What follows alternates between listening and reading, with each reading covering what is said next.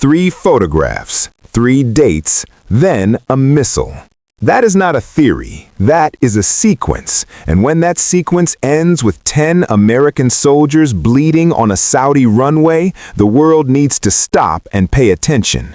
This is Kundi from Pulse America News, and what you are about to hear is not just a war update. It is a warning signal that the entire geopolitical map of the Middle East is being redrawn in real time, and most people have absolutely no idea how deep this goes.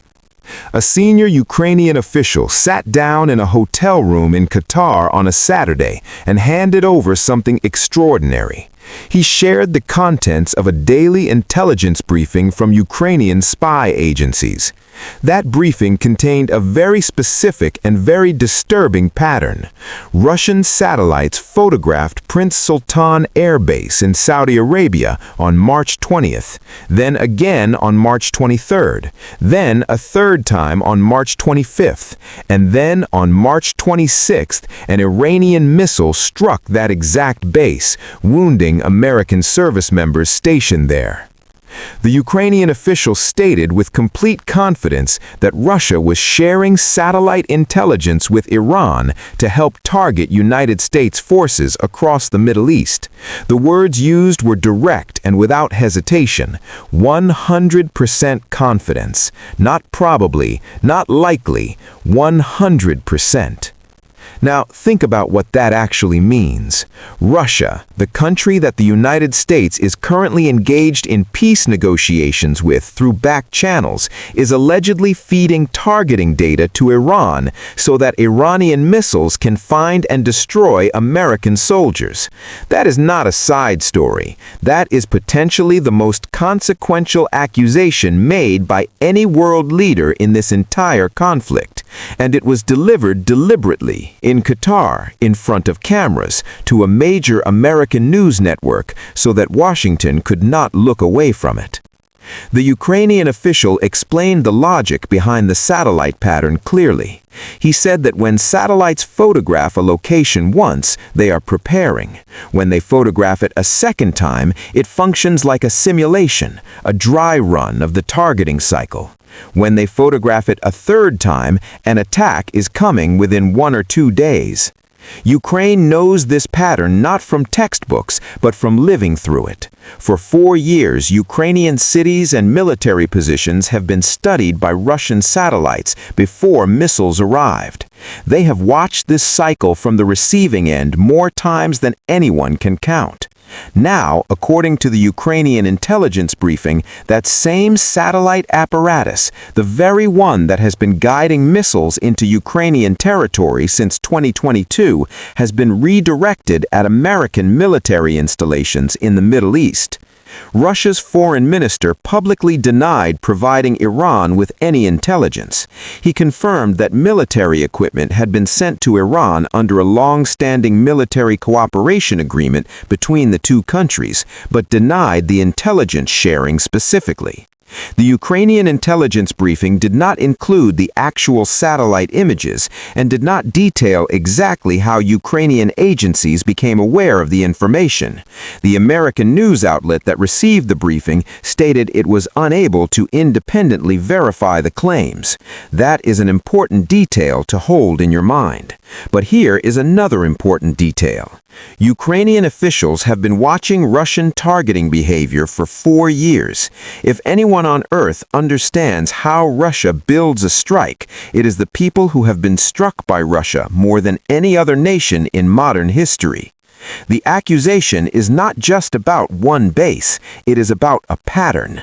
And the pattern is this: Russia photographs, Iran strikes, Americans bleed. And the country doing the photographing is simultaneously sitting across from American diplomats at a negotiating table, discussing how to end the war in Ukraine. That contradiction is so large, so loud, and so politically explosive that it reshapes the entire context of the moment. The Ukrainian official was not just briefing a journalist in Qatar. He was sending a message straight to Washington. He was saying that the partner America is trying to negotiate peace with is the same partner helping enemies of America draw blood. The setting was not accidental. Qatar is a Gulf state that itself has been absorbing Iranian missile fire. Qatar recently signed a defense agreement with Ukraine. The Ukrainian official was in the region meeting with Saudi and Qatari leadership. He was not just a messenger, he was a salesman, a very strategic, very deliberate salesman who understood exactly what he was selling and exactly who needed to buy it. Ukraine possesses something that no other country in the world currently has in the same quantity or quality: real operational experience fighting against the exact weapons that Iran is now using against Gulf states and American military positions. Iran's Shahed drones, those low-cost, slow-moving but devastatingly effective unmanned aircraft that Russia has been launching at Ukrainian cities for years.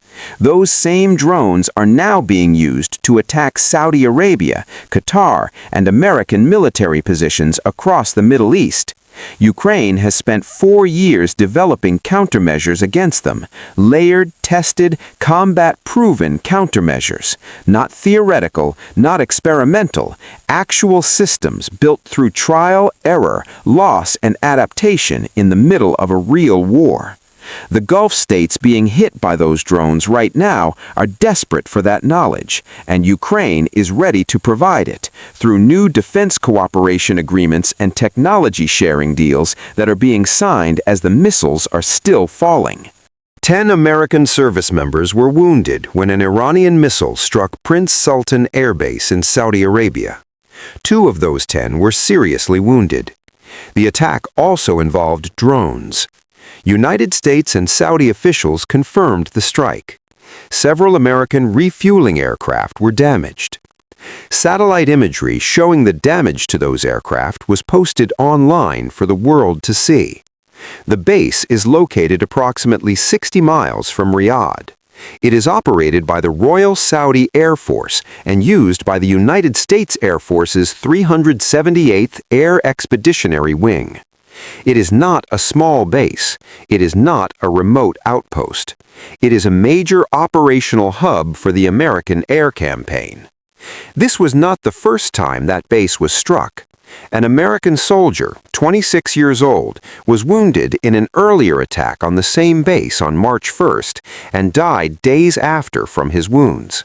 He is among 13 American service members killed since this war began. 13. The base was struck again earlier in the same week as the March 26th attack, in a separate incident that injured 14 more people. The nationalities of those wounded in that earlier strike were not disclosed by officials. The total casualty picture that has now emerged from military command is stark and deserves to be stated plainly. More than 300 United States service members have been wounded in action during just 4 weeks of fighting. Of those, 30 remain unable to return to their duties. 10 are considered seriously wounded. 13 have been killed. The 13 dead include the soldier lost at Prince Sultan Air Base, 6 killed in an Iranian strike on a United States facility in Kuwait in the opening hours of the war on February 28th, and 6 more killed in the crash of a United States refueling aircraft over Iraq. That crash was investigated as a non-hostile incident. 300 wounded, 13 dead, 4 weeks. Those numbers are moving, they are climbing, they carry enormous human weight. Every single one of those numbers is a person, a family, a life interrupted or ended. And yet the messaging coming from Washington in those same days was not about those casualties. It was about something very different. It was about victory. On Thursday, one day before the Prince Sultan strike that wounded 10 Americans and damaged multiple aircraft, the United States President declared publicly that Iran had been obliterated. The Secretary of Defense went further, stating that never in recorded history has a nation's military been so quickly and so effectively neutralized. Those words were delivered with confidence. They were broadcast widely. And then, within 24 hours, an Iranian missile penetrated the air defenses surrounding one of the most important United States air bases in the entire region and hit multiple aircraft on the ground. The contradiction between the language used by Washington and the reality on the ground is not something that requires expert analysis. It is visible. It is documented. Satellite images show the destroyed aircraft. Medical reports count the wounded. And every journalist covering the war will now hold those two things side by side, the obliterated quote and the casualty report, and let the reader understand what they are looking at.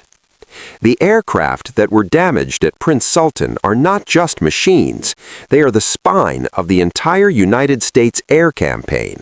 Refueling tankers, the KC-135 and KC-46 aircraft, are what allow American fighter jets to operate across the enormous distances involved in striking targets inside Iran from bases located in Gulf countries.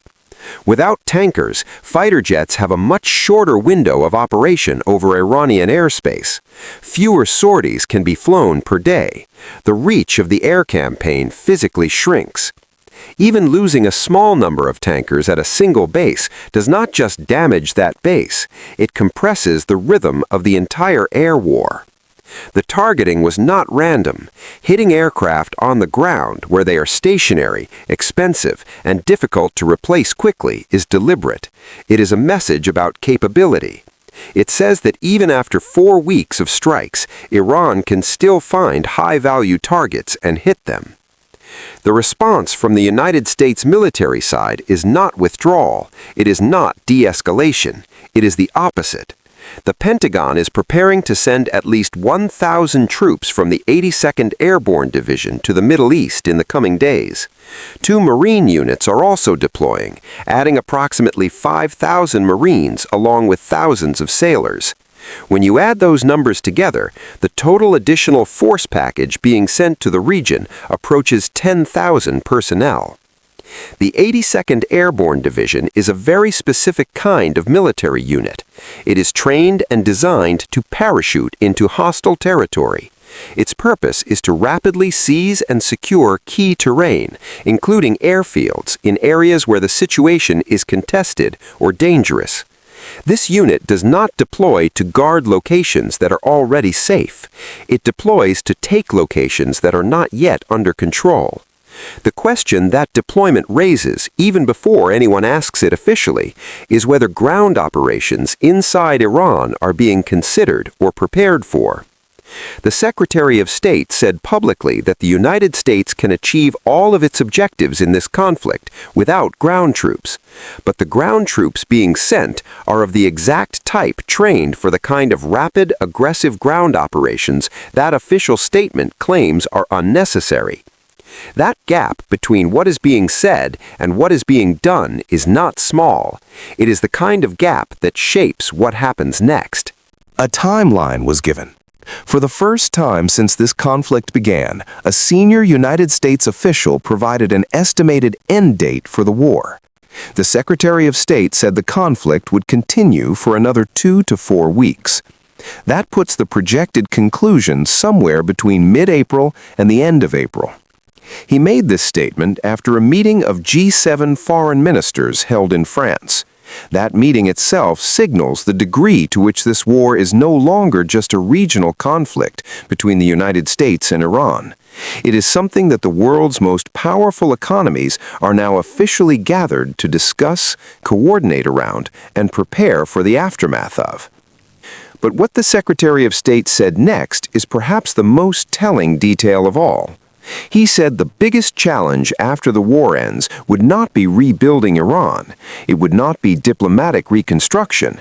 It would not be addressing the nuclear question that was the original stated reason for the conflict. He said the biggest challenge would be preventing Iran from imposing control over ships crossing the Strait of Hormuz. He called any such move illegal and dangerous to the world economy. That framing is significant because it tells you where the real end game is. It is not the elimination of a nuclear program. It is not regime change. It is the Strait. The Strait of Hormuz is one of the most important geographical points on the planet. Approximately 20% of all global oil supply passes through that narrow waterway. Whoever has the ability to threaten or block that transit has leverage over the energy prices of every economy on Earth. Iran, even after absorbing 4 weeks of some of the most sustained American airstrikes in recent history, has demonstrated throughout this conflict that it retains the capability to disrupt that strait. Mines, missile boats, drones, and submarines have all been used or threatened in that waterway during this war. That is why the strait, and not the nuclear centrifuges, is the final line being drawn by Washington. Now bring all of this together, because this is where the full picture becomes visible. Ukraine is positioning itself as an intelligence partner for the United States by sharing satellite data that accuses Russia of helping Iran target American troops. That accusation, if accepted in Washington, poisons the peace negotiations over Ukraine by exposing Russia as an active enabler of attacks on American soldiers. Ukraine is also positioning itself as a defense technology partner for Saudi Arabia and Qatar by offering counter-drone expertise developed through 4 years of fighting against the exact same weapons those countries are now being hit by. That makes Ukraine strategically valuable to the Gulf states at the exact moment those Gulf states are most vulnerable and most motivated to spend on defense. Iran struck a major American airbase and damaged the refueling aircraft that the entire United States air campaign depends on, 1 day after the President of the United States said Iran had been obliterated. That timing sends a clear message about what remains of Iranian military capability and about the distance between official Washington language and operational reality. The United States is sending close to 10,000 additional troops to the region, including a unit that specializes in seizing territory by force, at the same moment its top diplomat is saying ground troops are not needed. That gap is one of the most consequential unresolved questions in this entire conflict right now. And in the middle of all of it, the Strait of Hormuz sits quietly at the bottom of the Persian Gulf, 21 miles wide at its narrowest point, carrying a fifth of the world's oil through water that Iran has spent decades learning how to mine, monitor, and threaten. The Secretary of State has now said that protecting transit through that strait is the primary post-war objective. Iran has now demonstrated that 4 weeks of American airstrikes have not eliminated its ability to launch missiles at American bases. Russia has now been accused by Ukrainian intelligence of providing the satellite data that guided at least one of those strikes, and 13 American families are now grieving. The war is 4 weeks old, the missiles are still flying, the troops are still moving, and the strait is still the strait. What happens in the next 2 to 4 weeks will not just determine the outcome of this conflict, it will determine who controls the energy arteries of the planet and what price the rest of the world pays for that answer. This is Kundi. Stay with Pulse America News, because the story is far from over.